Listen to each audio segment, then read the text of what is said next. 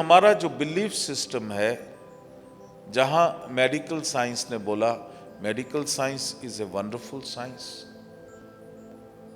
हर science की एक level होता है, उससे आगे उसको बढ़ना है, तो वो मेडिकल साइंस में बहुत सी चीज़ों का क्योर नहीं है। और जहाँ वो बोलते हैं देयर इज़ नो क्योर, हमारा फेथ, हमारा बिलीफ सिस्टम कहता है देयर इज़ नो क्योर। वो कारण शरीर में वो इनग्रेव हो जाता है, and then there is no cure, वो क्योर नहीं आते।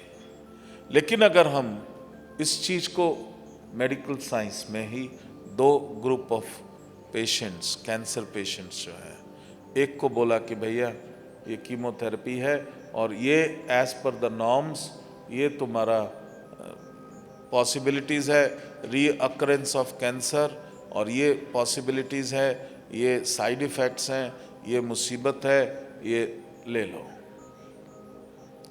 दूसरे 10 लोगों को बोला गया कि भगवान भी कोई चीज़ है, चमत्कार होते ही होते हैं, आप प्रेयर करो रोज़ भगवान की और प्रार्थना करो, उसमें बहुत बड़ी शक्ति है और तुम्हारा ठीक भी तुम हो सकते हो। 1 महीने के बाद जब टेस्ट लिए तो जो पहला पेशेंट था वो जो रिकवरी जैसी भी कीमोथेरेपी हो रही थी।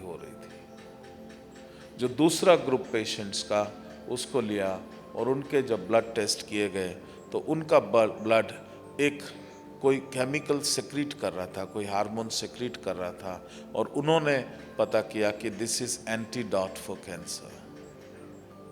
तो हमारे शरीर के अंदर कुछ फिनोमिना है, और अगर हम उसको एक्सेलरेट कर ले, वो बहुत स्मॉल क्वांटिटी थी, अगर हम उसको एक्सेलरेट कर ले, बहुत ज़्यादा बढ़ा लें, तो हमारे शरीर के अंदर वो शक्ति है कि कोई भी अगर रोग हमारे भीतर आ गया है तो उसको मैं न्यूट्रलाइज कर लूँ।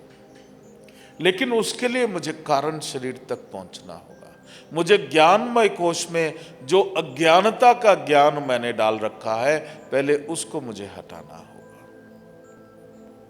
और उसके बाद जो परम ज्ञान है उसको मुझे अपने भीतर जागृत करना होगा। कारण शरीर जो है वो कारण है तुम्हारे जीवन की प्रत्येक घटना।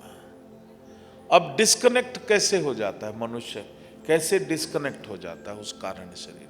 तुम जितने लोग हो, you all are the pure vibration.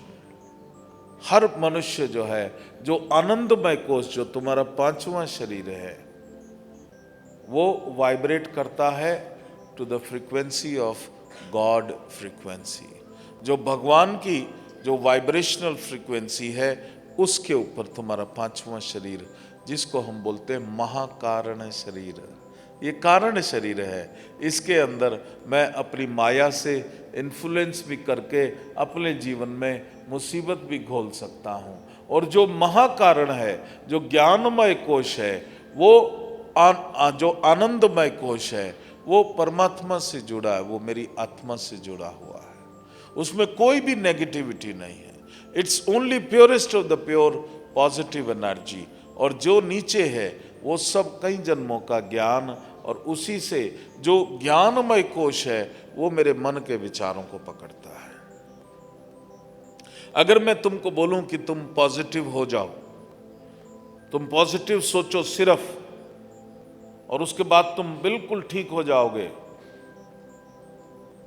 तुम कहोगे बिल्कुल अच्छी बात है, लेकिन वापस यहां से निकलते ही फिर वैसे ही सोचोगे जैसा तुम सोच रहे थे।